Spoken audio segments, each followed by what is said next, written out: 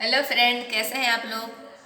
कल मेरे पापा की 40 दिन पापा को गए हुए हो गया। कल 40वां था। 40वां के लिए हम लोगों ने जो मौलवी साहब को बुलाया था, तो बात तय हुआ था। मौलवी साहब वही थे जो पुल में आए थे। तो पुल में जो बच्चे आए थे उनको हम लोगों ने जो पैसे दिए थे, मदरसे से बच्चे आते हैं, तो उसको उनको जो पैसे दिए थे वो मौलवी साहब ने अभी 40वां की जब बात किया हम लोगों ने, तो मौलवी साहब नाराज़ थे कि जो बच्चे पढ़ने के लिए आए थे उस टाइम में बड़े बड़े थोड़ा सा लोग आए थे। तो मौलवी साहब ने बोला कि ये जो है आपने कम पैसे दिए, अब इस बार इतने पैसे में कोई नहीं आएगा, आपको रेट डबल करना पड़ेगा। तो इस बार अभी 40वां हुआ 9 तारीख को, तो हम लोगों ने उनकी बात मानना ही था। तो इस बार 100 रुपीज़ पर बच्चा पेमेंट किया। 500 रुपया ऑटो बुक करके, ऑटो का बुक करके आना था तो वो ऑटो का भाड़ा दिया, और मौलवी साहब को पढ़ने का 3000 रुपया ये सारा दिया।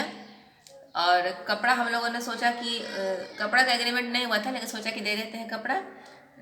तो जब तो इस बार मौलवी साहब ने ये कर दिया कि जो बच्चा पढ़वाने के लिए लाया वो बहुत ही छोटा छोटा बच्चा, जिसको पढ़ने भी नहीं आता होगा वैसा बच्चा उठा के ले आए, जो सिर्फ खेल कूद रहा था। उसमें से एक दो बच्चा पागल भी था।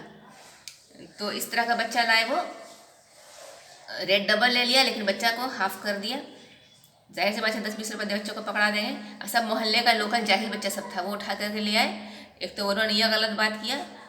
इसका मतलब यही ना है कि सारा बिजनेस है। हम धर्म के लिए इतना जान देते हैं, और हमारे साथ ये हुआ। और जो कपड़ा दिया था, तो मौलवी साहब ने जब वो कपड़ा लिया तो बड़े शेर जैसा मुंह बनाया अपना, एकदम होनियों के घर से निकल गए।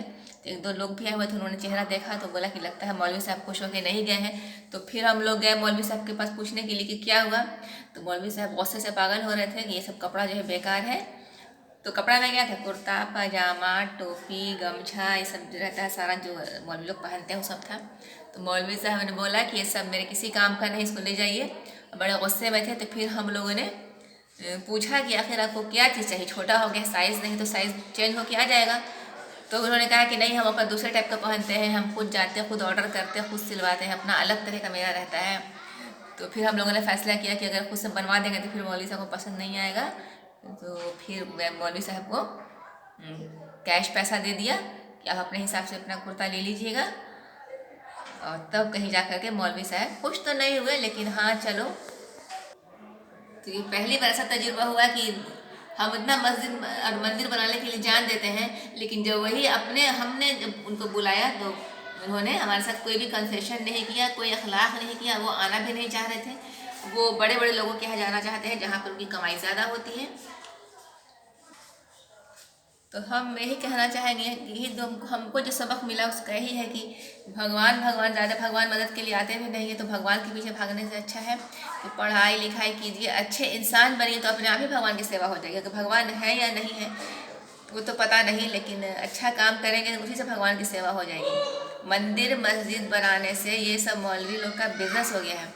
वो पीके मूवी में बोला था ना आमिर खान कि कोई फिरकी ले रहा है, तो वही बीच में ये लोग एजेंट लोग हैं जो अपना धंधा चलाने के लिए ही इतना भगवान को बढ़ावा दे रहे हैं। भगवान होगा तो सुन लेगा, नहीं होगा तो नहीं सुनेगा। उसके लिए मंदिर बनाना और दूसरे को मारने पीटने से क्या फ़ायदा। तो वीडियो अगर पसंद आए तो इसको लाइक कीजिएगा, शेयर कीजिएगा, सब्सक्राइब कीजिएगा। मिलते हैं अपने अगले ब्लॉग में, तब तक के लिए बाय।